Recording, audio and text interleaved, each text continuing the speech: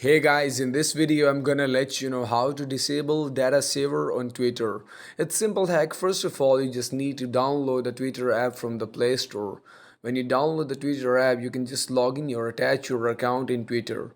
You can simply open your app in your mobile phone. If it's Android or if it's iOS, it's the same process for both devices. Simply you can open your Twitter and press on that profile icon on the left top corner. Scroll down and press on settings and privacy. Here you can get the option of accessibility, display and languages. Simply open that section, go in data usage. You can simply get the data saver option in the top. Here you can see the blue dot in front of you, or you can see a slide or dot. It's depend on you.